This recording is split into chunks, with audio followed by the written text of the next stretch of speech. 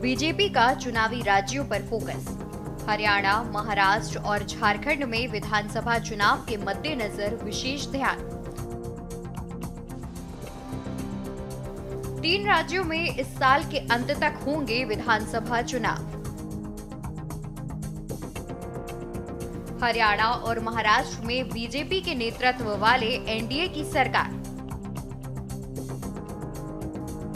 झारखंड में बीजेपी विपक्ष में, तैयारी में जुटे नेता कार्यकर्ता। हरियाणा में गैर जाट पॉलिटिक्स पर भरोसा कर रही बीजेपी। आत्ममंथन के निष्कर्ष पर अमल। भारतीय जनता पार्टी लोकसभा चुनावों में पिछले चुनाव में मिली 303 सीटों से घटकर 240 पर आने के बावजूद साझेदारों की मदद से केंद्र में सरकार बनाने में सफल रही। बीजेपी के पास राज्यसभा में 245 में से 90 सीटों के साथ राज्यसभा में अब बहुमत नहीं है। जुलाई में हुए उपचुनाव में 13 में से बीजेपी को महज 2 पर जीत मिली। 36 में से 18 राज्यों में बीजेपी अपने दम पर या फिर गठबंधन में सरकार में है।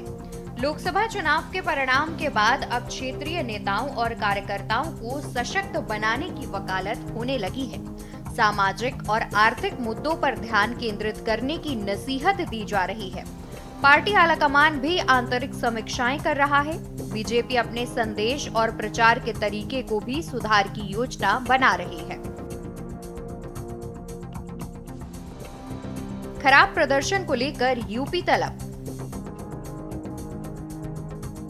दरअसल लोकसभा चुनाव में बीजेपी ने 400 पार का नारा दिया, लेकिन सिर्फ 240 सीटों पर ही सिमट कर रह गई। सरकार बनाने के लिए अपने दम पर बहुमत भी हासिल नहीं कर सकी। एनडीए के सहयोगियों की बदौलत बीजेपी ने देश में तीसरी बार सरकार तो बना ली।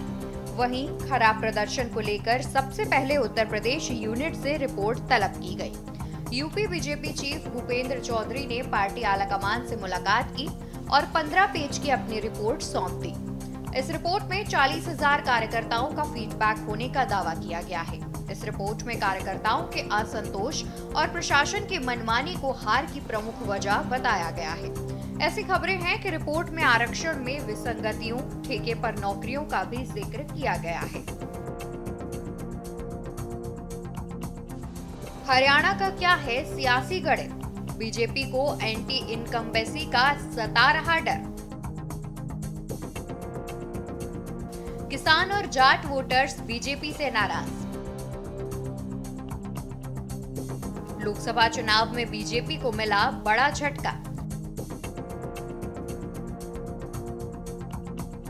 पिछले आम चुनाव में क्लीन स्वीप करने वाली बीजेपी ने आधी सीटें खो दी।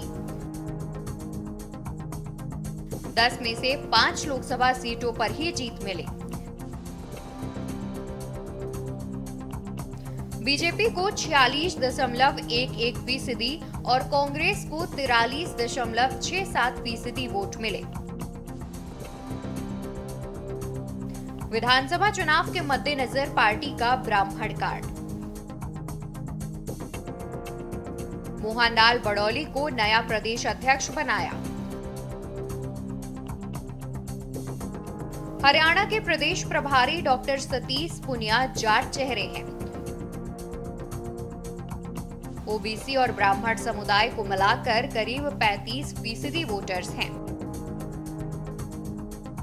राज्य में 21% ओबीसी मतदाता हैं। जाट मतदाता 22.2% हैं।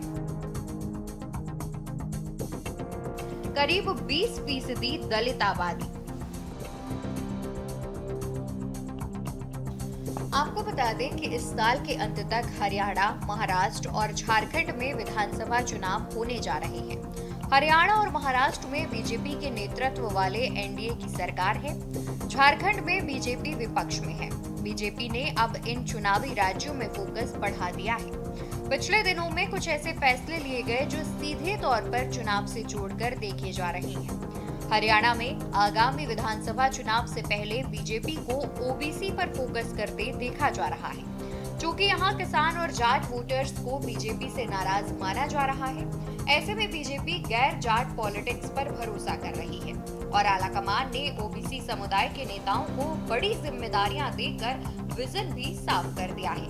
बता दें कि लोकसभा चुनाव से ठीक पहले आलाकमान ने अचानक मनोहर लाल को मुख्यमंत्री पद से हटाकर उनकी जगह पिछड़ा वर्ग से आने वाले नायब सैनी को जिम्मेदारी सौंप दी। बीजेपी ने अपने सहयोगी पार्टी जजपा के साथ गठबंधन भी तोड़ दिया।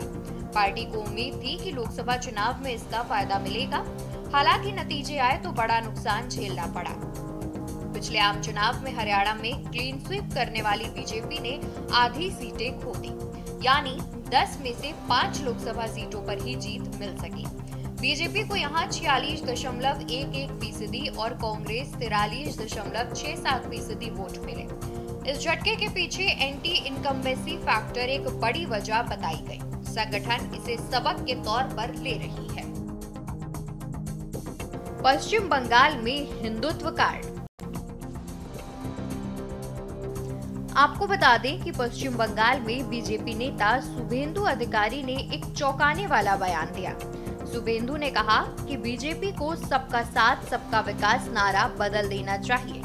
शुभेंदु का कहना था कि सबका साथ सबका विकास की बात करने की जरूरत नहीं है।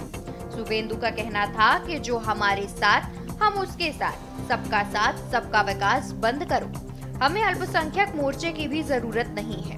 अंत में उन्होंने जय श्री राम के नारे लगाए। हालांकि विवाद बढ़ा तो शुभेंदु अधिकारी ने अपने बयान पर सफाई दी और कहा कि मैं स्पष्ट करना चाहता हूं कि सबका साथ सबका विकास प्रधानमंत्री मोदी का नारा है और मेरे कहने से ये नहीं बदलेगा। ये एनडीए सरकार का एजेंडा है, ये बीजेपी का भी एजेंडा है। मैं स्पष्ट करना चाहता हूं कि मैंने ऐसा क्यों कहा। फिलहाल शुभेंदु के बयान से साफ है कि बीजेपी अब बंगाल में हिंदू वोटर्स पर फोकस रखेगी। बंगाल बीजेपी का मानना है कि लोकसभा चुनाव में मुस्लिम वोटर्स ने एकजुट होकर टीएमसी को सपोर्ट किया, जबकि हिंदू वोटर्स में विभाजन देखा गया। ऐसे में अब हिंदू वोटों की ध्रुवीकरण की कोशिश की जाएगी। महाराष्ट्र में चुनाव से पहले कैश ही कैश। वहीं महाराष्ट्र में भी इसी साल विधानसभा चुनाव होने जा रहे हैं। महायुति ने सत्ता में वापसी के लिए पूरा जोर लगा दिया है। युवाओं से लेकर महिलाओं को अपने पाले में लाने के लिए मध्य प्रदेश सरकार की तर्ज पर योजनाओं को जमीन पर उतार दिया है। हालांकि विपक्ष इसे सबक के तौर पर देख रहा है। NCP S supremo Sharad Pawar कहते हैं कि लोकसभा चुनावों में झटका लगने के बाद सरकार को लोगों की नाराजगी का एहसास हुआ है। यही वजह है कि अब महाराष्ट्र में नाराज भाई बहनों को साधने के लिए सरकार नई योजना लेकर आई है। झारखंड में आदिवासी वर्ग को साधने की रणनीति। वहीं झारखंड में भी विधानसभा चुनाव होने जा रहे हैं। यहाँ बीजेपी ने आदिवासी वर्ग को साधने के लिए बड़ी रणनीति पर काम करना शुरू कर दिया है। उड़ीसा में बीजेपी की जबरदस्त जीत हुई तो पार्टी ने मुख्यमंत्री चयन में पड़ोसी राज्य झारखंड के चुनावी समीकरण को भी ध्यान में रखा और आदिवासी चेहरे मोहन मांझी को उड़ीसा का नया मुख्यमंत्री बनाकर चौंका दिया।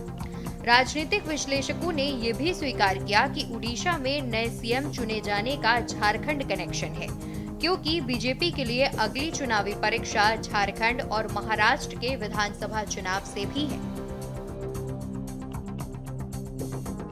लोकसभा चुनाव से बीजेपी ने क्या सबक लिए? आपको बता दें कि बीजेपी ने स्थानीय मुद्दों और जमीनी स्तर पर कार्यकर्ताओं के महत्व को समझा है। अब संगठन जमीनी स्तर पर अपने नेटवर्क को और मजबूत करेगा। स्थानीय नेताओं और कार्यकर्ताओं को ज्यादा सशक्त बनाया जाएगा। सामाजिक और आर्थिक मुद्दों को प्रमुखता दी जाएगी, जिससे विभिन्न समुदायों का समर्थन हासिल हो सके। वहीं इस आम चुनाव में बीजेपी अपने हाईटेक सिस्टम के भरोसे रही, जबकि कांग्रेस और ज्यादातर विपक्षी दलों ने डोर टू डोर कैंपेन चलाया, घोषणा पत्रों को घर घर तक पहुंचाया। यही वजह है कि बीजेपी अब प्रचार की रणनीति को और बेहतर बनाने जा रही है। आधुनिक तकनीकों और प्रभावी संचार माध्यमों का प्रभावी तरीके से उपयोग करेगी। युवाओं और नए चेहरों को आगे बढ़ाने का काम किया जाएगा, ताकि नई ऊर्जा और विजन को शामिल किया जा सके। स्पेशल डेस्क के न्यूज़ इंडिया।